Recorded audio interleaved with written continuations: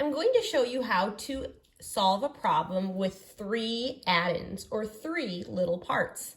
The first thing I'm going to do is I'm going to pick which 2 numbers I want to add first. I can choose any 2 numbers. I could add these 2 first. I could add these 2 first. I could add these 2 first. I'm going to choose 5 plus 2 because I already know what 5 plus 2 is. I know that fact. I know that 5 plus 2 is 7. So I'm going to choose to add that one first. I want to keep track of which ones I've added, so I draw some lines down and show that 5 and 2 more is 7. Now I haven't added the 8 yet, so now I'm going to add my 7 to my 8. These numbers are too big to put both of them up on my fingers. So here's what I'm going to do. I'm going to find which one is the smaller number. I'll put that one on my fingers. The 7 is the smaller number, so now I have 7 fingers up.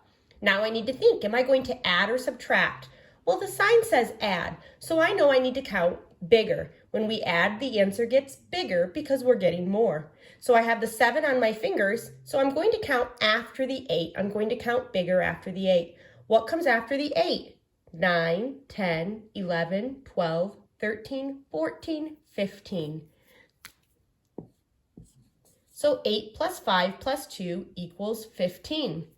Let's check that by adding the 2 different numbers first. This time I will choose to add the 8 and the 2 first. I choose the 8 and the 2 because I already know that 8 plus 2 is 10. Those are my 10 partners.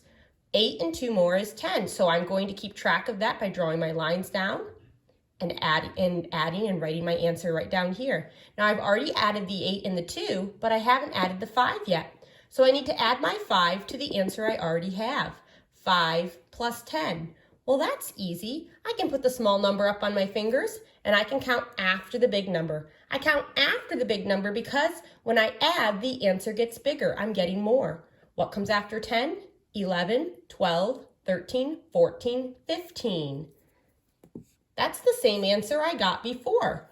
8 plus 5 plus 2 will always be 15, no matter which order I add it in.